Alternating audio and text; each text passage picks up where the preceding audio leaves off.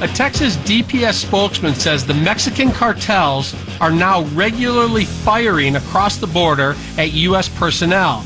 The most recent incident was Saturday night, and Texas Governor Greg Abbott is sounding the alarm, saying this is escalating into a firing war on each side of the border. Republican Congressman Van Taylor blamed the president for the free-for-all at the border, saying the Biden administration instantly destabilized this border. In the meantime, we are waiting for numbers about illegal border crossings from CBP to tally border apprehensions for the fiscal year. 2021 is going to break all records. Michigan Congresswoman Lisa McClain traveled to the border earlier this year to see firsthand what was going on, and she joins us now to talk about this latest problem of firefights at the Mexican border. Good morning, Lisa. How are you? Hey, good morning, Kevin. I'm well. How are you? Good. It seems every day things get more tense and more serious at the border. What are you hearing about this latest development? Well, what I'm hearing about the latest development is, again, it's just continuing to get worse. Number one, at the border. Remember, we're dealing with drug cartels, and they are really the only ones that are benefiting here.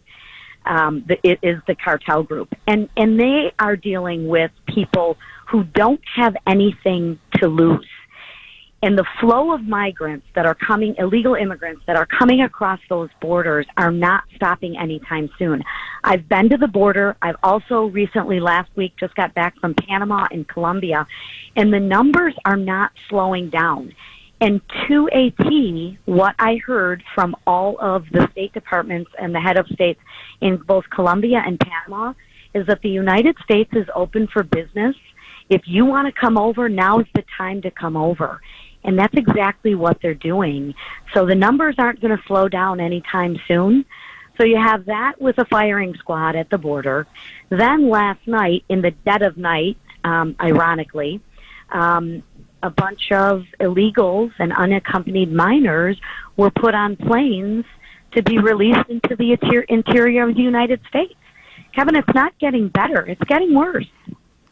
So, this latest development, which Fox News is reporting now this morning, the plane's taking off in the middle of the night to bring these people to perhaps all 50 states. We don't know exactly. We don't know if they've been checked for COVID or not. We don't know really how well or not they've been vetted.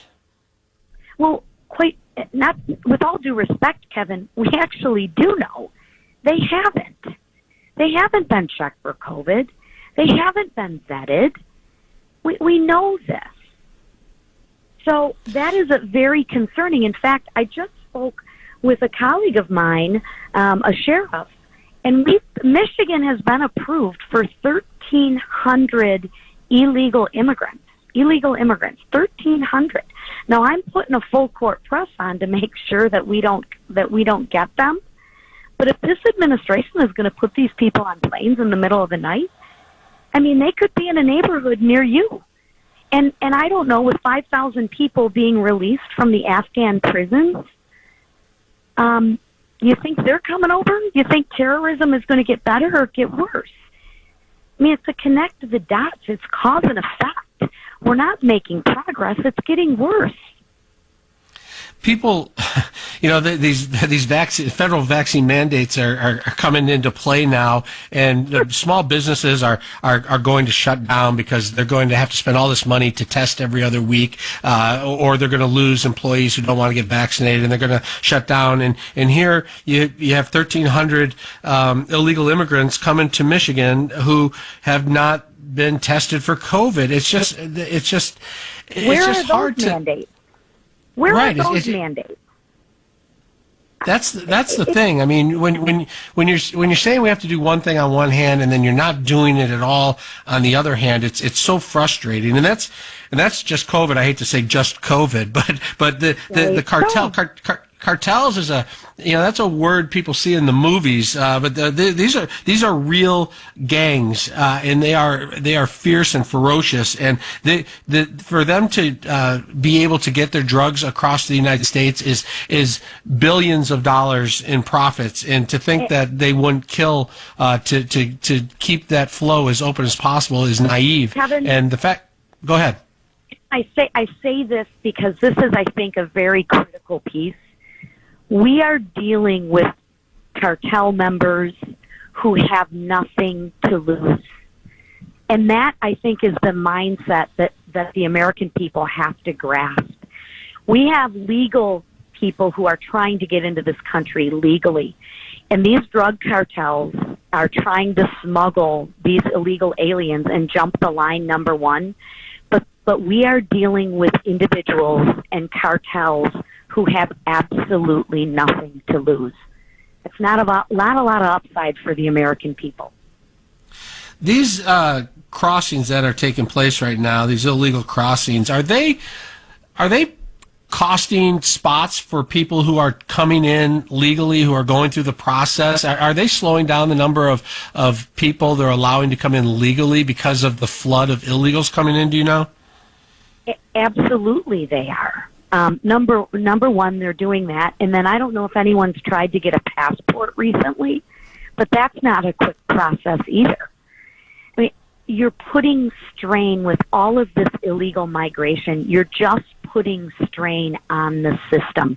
And all of the agents down there are trying to do the best they can with the limited power that they have.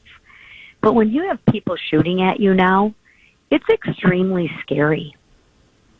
And what's going to be next? You just think about that. What's next? The 2021 numbers are going to be a record breaker. We've seen some numbers come in, but we don't have the final numbers. What impact does that have on the rest of the country when you have this many people crossing the border illegally? Well, I think the jury is still out on that, but the impact, there's going to be COVID impact. There's going to be migration impact in terms of processing. You're going to see, and everyone will say, oh my gosh, you're just exaggerating, but you're going to see terrorism. I mean, for the past 20 years, we've had terrorism under control.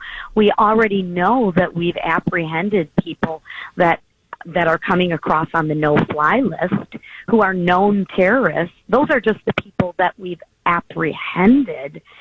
So it doesn't leave us in a safer, more secure situation. It leaves us in a much more vulnerable situation. And I think it's ironic is, I was watching this morning, there's a bill in the House is, if the Democrats really want all of this illegal immigration, then why don't they bring it to their city? Martha's Vineyard would be great. Palo Alto, California would be absolutely wonderful. How about the Hamptons? Funny the planes don't go to those areas. Isn't that a little ironic?